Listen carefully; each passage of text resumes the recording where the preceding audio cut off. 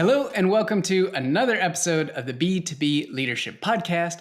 My name is Nils Vinje, and today my guest is Anu Shukla. Anu, welcome to the show. Thank you for having me, Nils. I'm so glad to be here. I'm glad you are here as well, Anu. Super excited to dig into all things leadership. But before we get started, could you share with me and our audience the role that you're in today and the company you're working with? Yes.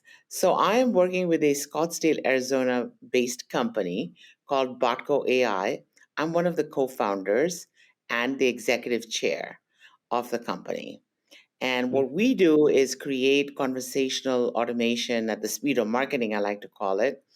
But conversational automation for our target segment of senior living centers, addiction centers, hospitals, and healthcare, a HIPAA compliant conversational agent that can help you accomplish many processes, in a more intuitive fashion on your website.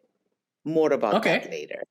Yeah. Yeah. So tell me more about the speed of marketing and how that plays into the automation side. Yeah, so we are AI powered, and generally, AI requires the building of extensive models and having lots of training data to really get some good results. We focus on three things that are important to marketers.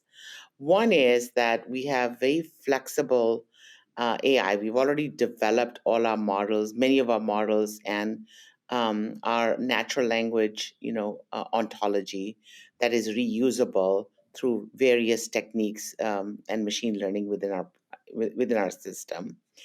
And we allow marketers to create conversational agents rather quickly using our integrated workbench.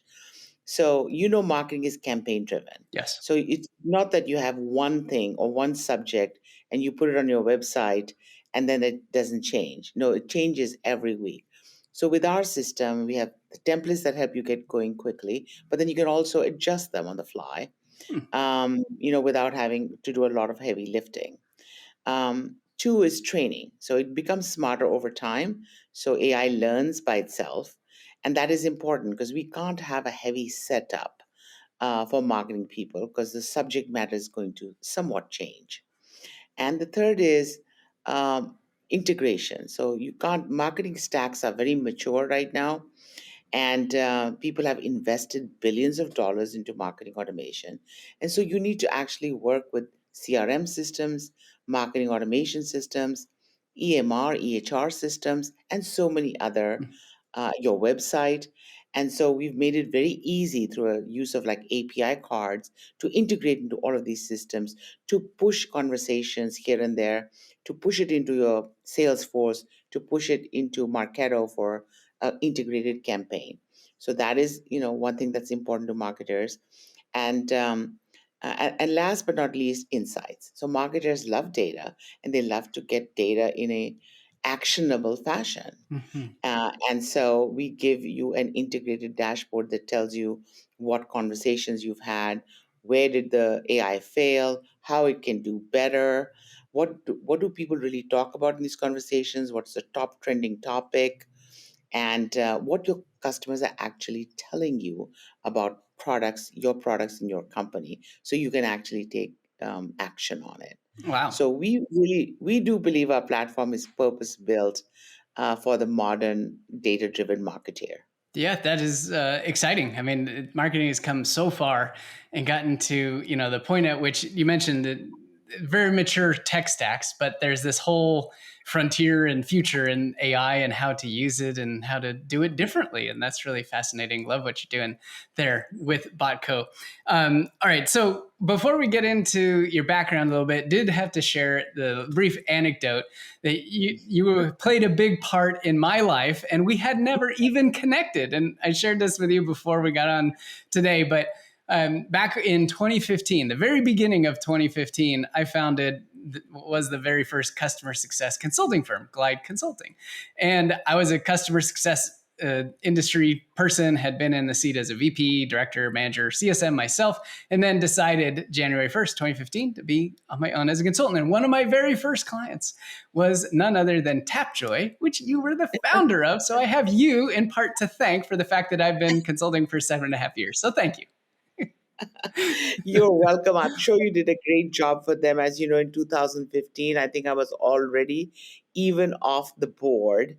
But I did found the company in 2009. And as you know, this January, we had the team over there did a great job in getting the company a great exit for about $400 million in cash. So I'm sure you Wow. contributed to the journey, just like so many other teams and we founders did. Yes. In a very, very, very small way, given that the size and orders of magnitude of what you all delivered. That's absolutely wonderful. Now, it was, I did have a very good, streak with the first two companies who were my consulting clients back in 2015.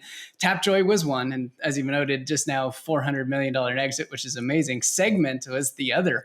They were one of my very first clients, and they exited 3.2 billion many, many years later. Again, no real, so I played my part. Let's say that I played my part for those times, and they were both incredible companies, incredible results, but just such wonderful teams. Yes, well, you know how to pick your clients then.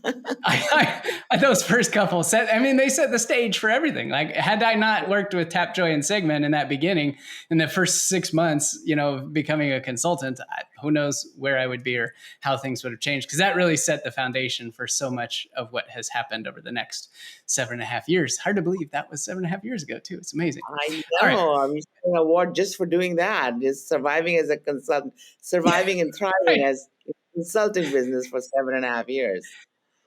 It's a fascinating ride. It's a roller coaster, no doubt. But I wouldn't, trade it for anything on account of the fact that I know what I'm most talented to do, and I know how to put myself into positions where I can do what I'm most talented to do. And when I do that, customers get tremendous value. I have a lot of fun, and everybody wins. It's a All right. winning formula. Yeah. Indeed. All right, Anu. So let's now rewind the clock a little bit. And, you're founder of Botco.ai today. You were founder of Tapjoy before. You've had tremendous positions with some amazing companies. But I want to go back to where it all started. And I'm curious about how you got into your very first leadership position. Yes. So prior to founding, Tapjoy and My Buys and Botco.ai and Rubric was the first company that I founded. I actually worked for many Silicon Valley startups for, multiple years. And so how I got started was right after I graduated with my MBA in Ohio, actually. I headed over literally that weekend to California, camped out at my friend's house, and got a job at a chip company, a semiconductor company, actually passive components. And I had no idea what passive components, semiconductors, and hybrid electronic circuits were. So that's So wait, where I hold came. on. What was the drive to go from Ohio to California? Why? What was there? Did you always have aspirations of going to Silicon Valley? Was it something that sounded just intriguing? Like, what was the drive to go there?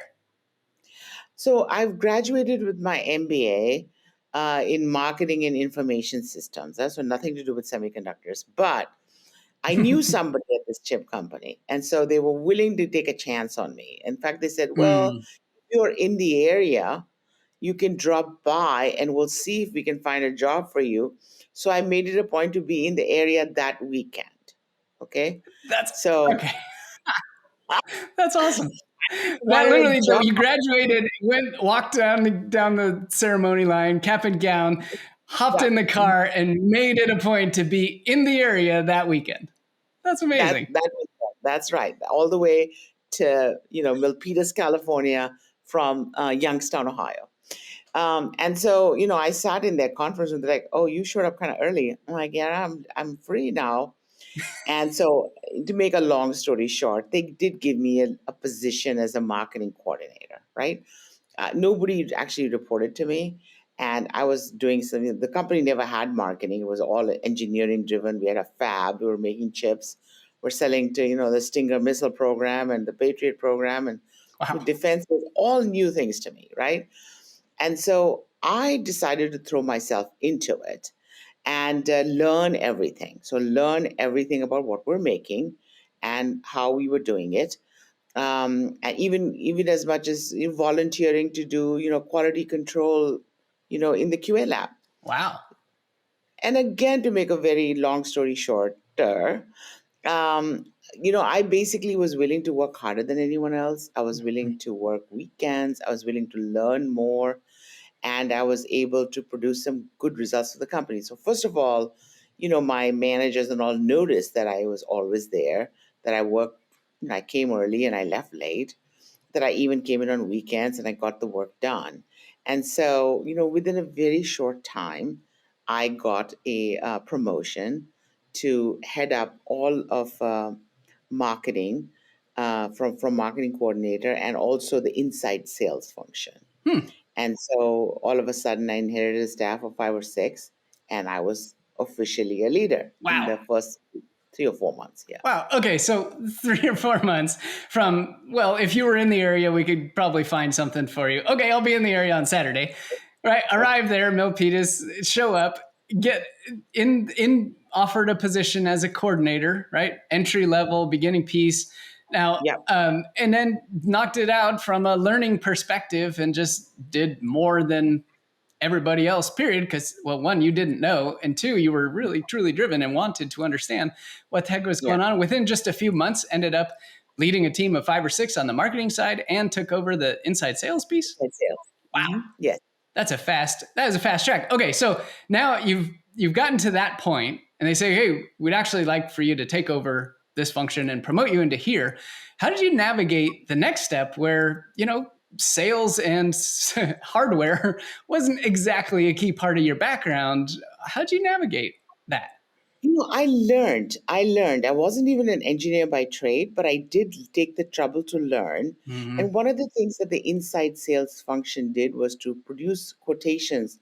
So we were already designed into many defense programs. As I mentioned, the Stinger was one of the programs, which used these precision components in the hardware.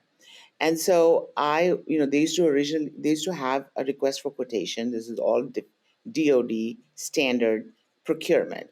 And so you had to follow a format, and you were designed in, and usually there was not one vendor, but 2 or 3 that they could buy from. So you had to come up with the right quotation, the Mm-hmm. right price. And you had to frankly have the right turnaround, the right quality control, the right military spec test control. I learned all this stuff. And I also had good relations with the procurers and the expediters.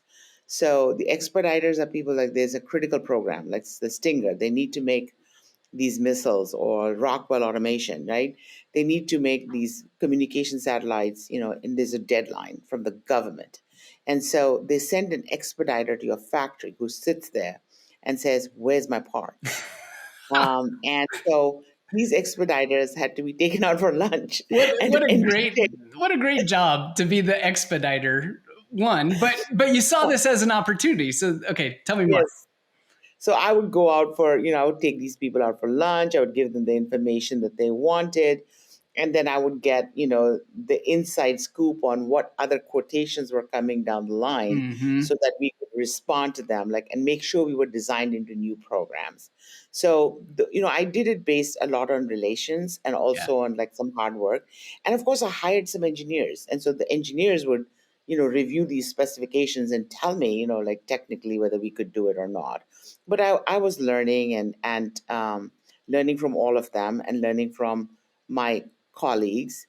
And I think that was one of the reasons that I was able to do the job and produce results, which is, in this case, if you're inside sales, you're winning a lot of bids, the revenue is going up. I think people can't not see that, right? Right. Right.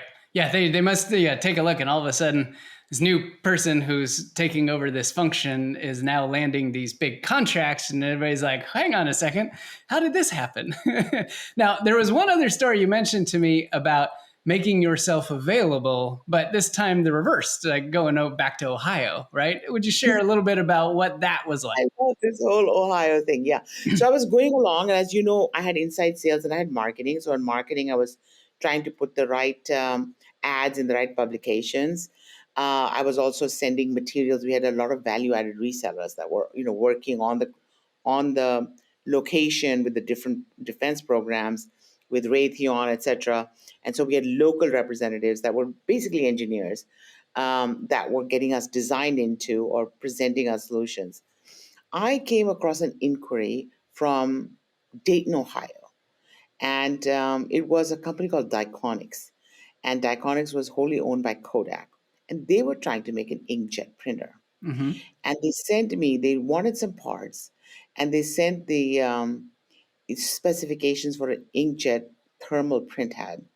And the specifications was slightly different than the materials that we use. So they wanted, a particular material. We used tantalum nitride. I still remember it.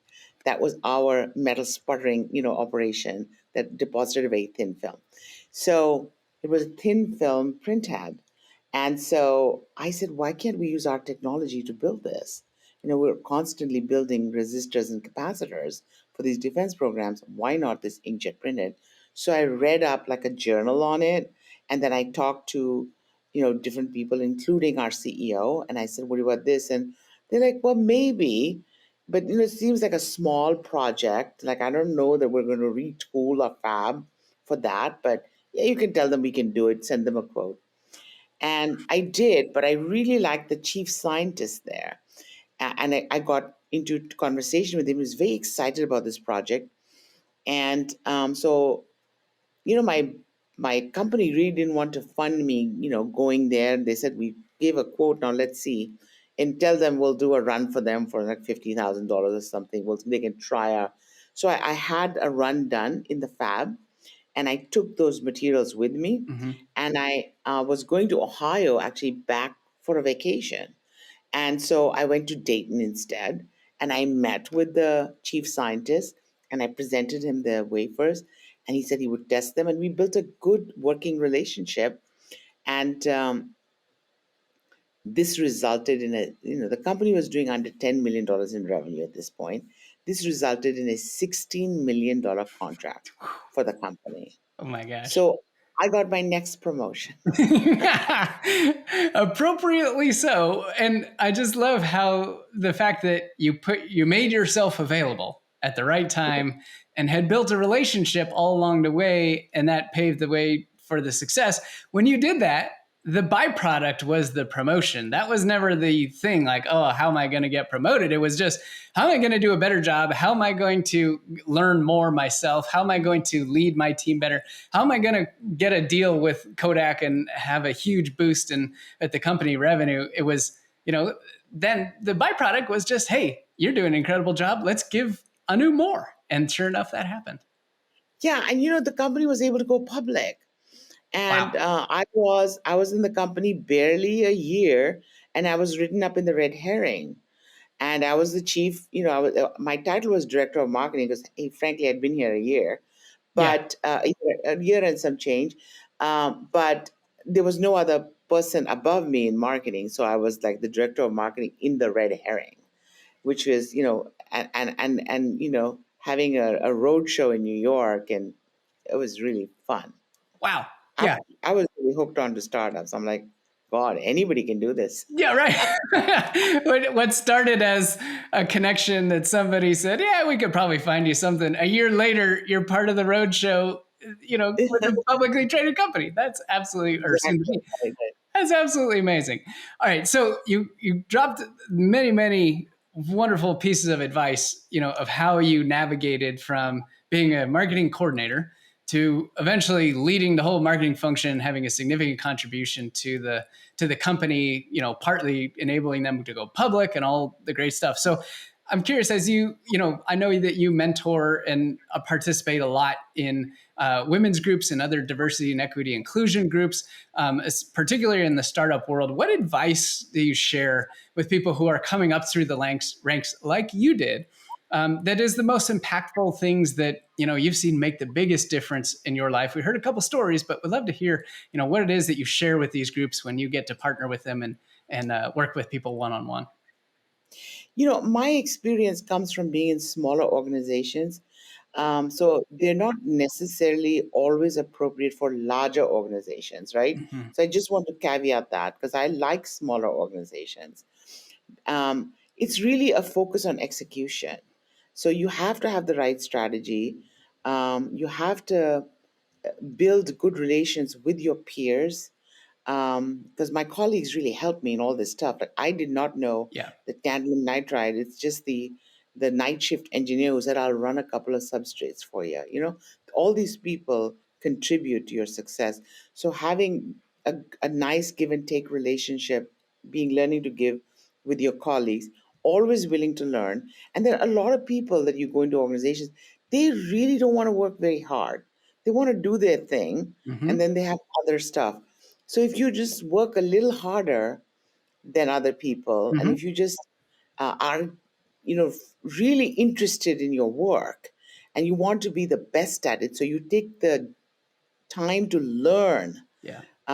instead of just learning what you need to know, just learning because you're curious, that you really want to know, why is mil spec testing the way it is? Why do they, put it through heat and cold? Because that's what the planes and the communication satellites are going through. And what are the results that come out of it, and how you can't compromise on it. If you just learn, I didn't have to learn that as marketing, but I just was curious. So if you're willing to learn more, if you're willing to work a little harder, and if you're willing to have a good, because it's execution and being successful in small organizations or large is just about how you work with people. Hmm. Yes. Whether they are people that report to you, whether they're your colleagues or people that you report to. Yeah. So, just this whole getting along with people, and always being focused on execution. Yeah. And in smaller organizations, you can do that. In fact, there's no place to hide. So it's like, I have to bring in this much sales, or I have to, do these many things and produce that many leads for marketing. The product has to be defined and has to get out. And, it's your responsibility. So there's no way to hide. You can't just do one piece of it. You have to make all of it, the achievement of that goal, your personal target as well. That responsibility piece, I think, is a key point, that is the underpinning of all this, right? It is nobody else's responsibility to make you curious, to teach you how your product works, to teach you the ins and outs of how to be a great leader. It is in you, and it has to be within you in order to be authentic and genuine. Would you agree? I do agree. Yes. You have to take, like I said, as you get promoted, to, bigger and bigger roles, I always say you can delegate everything Mm-hmm. except responsibility. Mm. Okay, you can delegate everything, and you should delegate, as one of my bosses used to say, you can delegate everything, everything, everything except responsibility. I It like is that. still your responsibility, Yep. right? Yep. And that is the underpinning of everything. It is your responsibility to do all these things. And it's, most importantly, it's your choice. If you want to take responsibility, go to the ends of the earth, you achieve things like what you did and just share it in a year, right? That's possible. If you don't want to take responsibility, guess what? That's your choice too. If you don't want Yeah. to achieve that, that's okay. Some people just aren't going to do it, and that's fine, but at least acknowledge where you are. What you were saying about this, your experience coming from smaller organizations, I believe it equally applies across the board, whether you're in a small organization or a large organization. And it reminded me of a story. Not sure if you're familiar with this one, of Jack Welch, one of the most famous and just, highly performing CEOs that ran GE Mhm. for 15, 20 years, quarter over quarter growth forever, just amazing leader. And there was a story that he used to tell of the early days when he was just an individual contributor in the plastics division. And he and a group of peers had to create presentations about for a sales call or something like that around their particular product in this plastics area and the specifics things that were going on. And so everybody created their own presentation and then they all presented it. He was the one person whose presentation went above and beyond what was asked for and looked at the industry as a whole, looked at trends, looked at other ways to utilize these plastics. And so he did exactly what you were just describing there. He was insanely curious and wanted to know how else could this be applied or what other ways could we use this. Nobody ever asked him to think about that. They just wanted a blanket, like, here's a plastics presentation.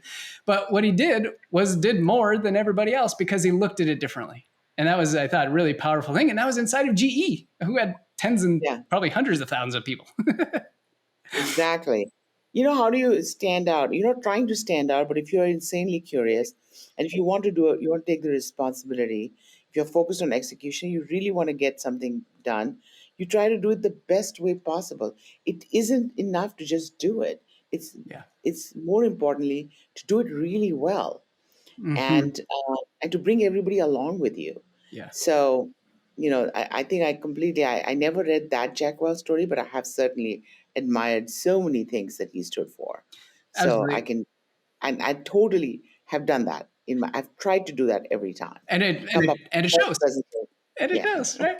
Okay, so that it's not enough to just do it. I want to drill in on that a little bit because sometimes, I've been a leadership coach for the last 10 years, and some of the problems that I've helped people overcome is how to talk about their accomplishments without sounding like they're bragging or they're tooting their own horn or that it's all about me, even though conceptually on the outside it really isn't, but there can be this feeling inside of doing that. So if it's all about execution and someone is doing incredibly well, but they're a little bit apprehensive about telling the story and saying, these are the results that I got.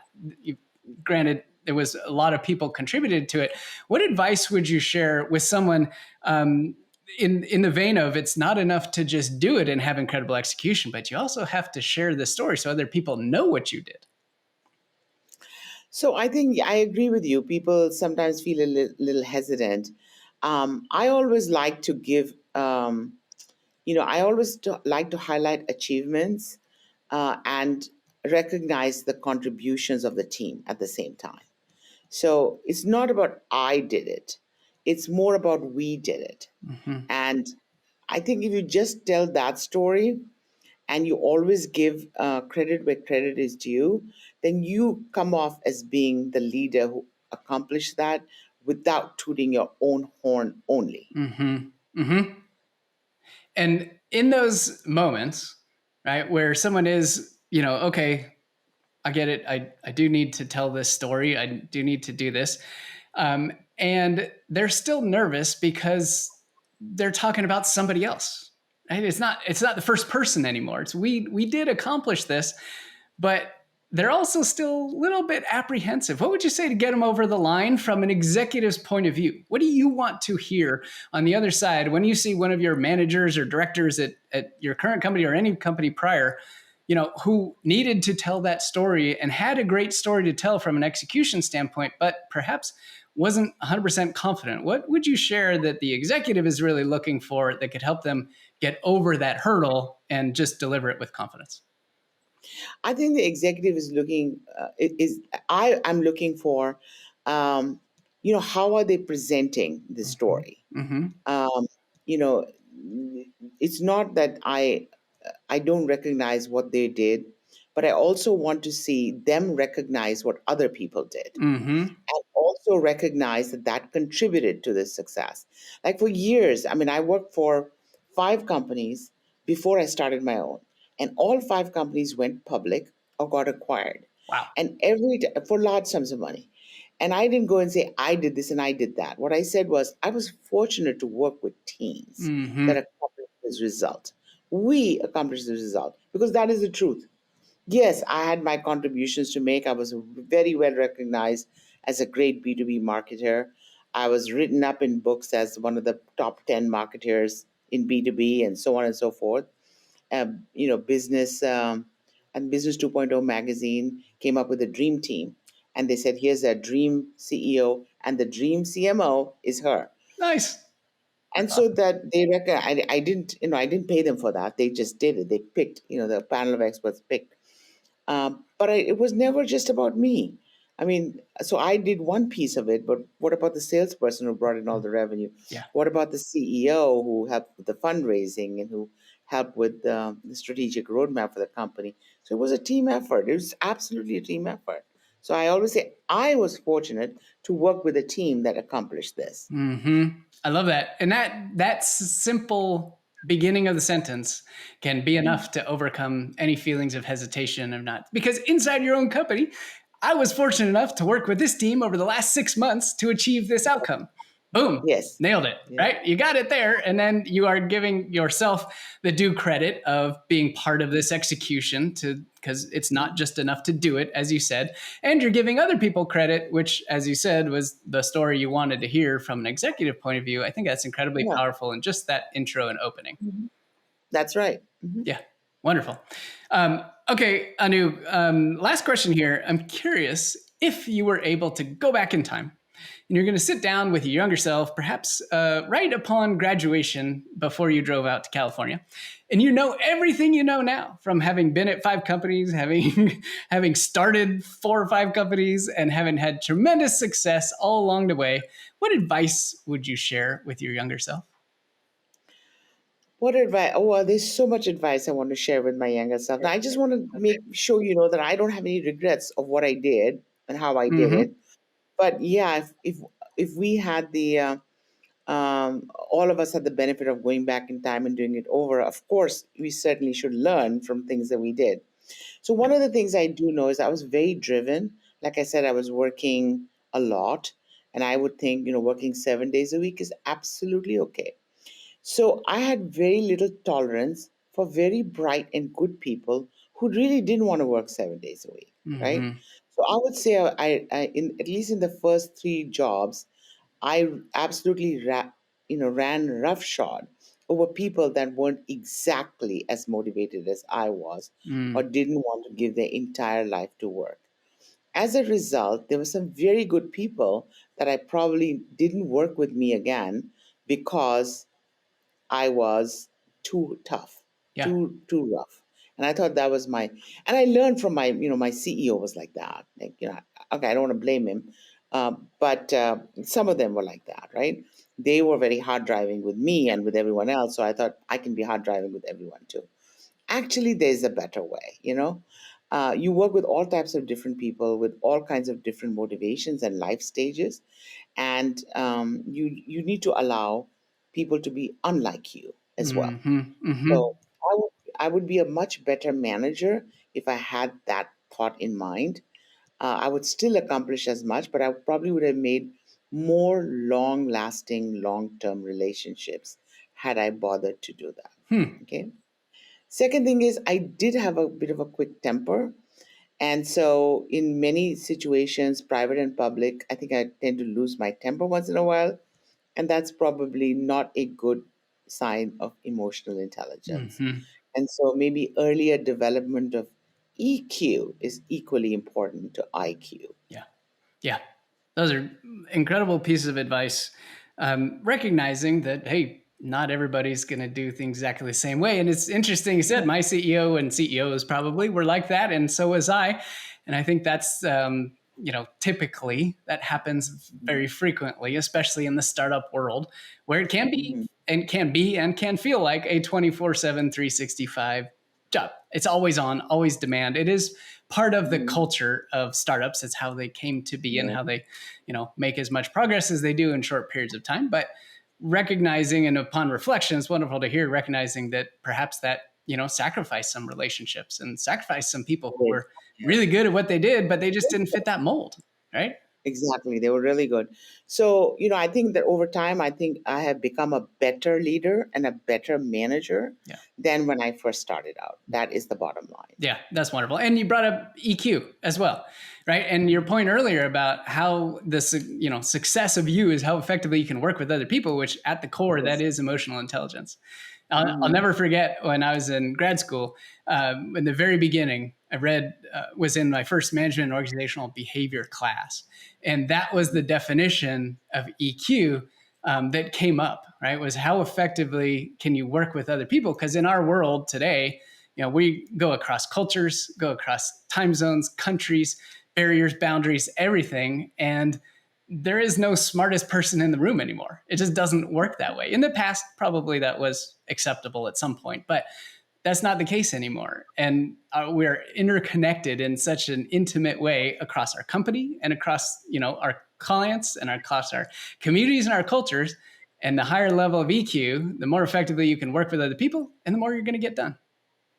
And So you I can, have to say sorry. that I am better at it now, but I still have a ways to go. Because sometimes Yes. I just feel myself reacting to what I feel is like, stupidity, or, denseness, or something like Mhm. that, or like laziness in really examining an issue. Then I check myself. I'm like, okay, well, this person doesn't have 20 years of experience that you do, so they're Right. coming from a different perspective. But it's always a work in progress. As far as I'm concerned, I am so much better than before, Yeah. but I still have a ways to go. Your sentiment rings true for me too. I am continuously trying to improve myself as a leader, Mm. as a business owner, as an individual, as a client, as everything, because I believe firmly that every single person, whether you're wherever you are in whatever role you're in, everybody has the opportunity to become a better leader in a way Mhm. that makes sense for you. Maybe it is working more. Maybe it is working less. Maybe it is balancing this or going deeper on emotional intelligence, or perhaps getting coaching skills, or perhaps learning to use metrics in a different way. Everybody has Mhm. the ability to become a better leader. Yes.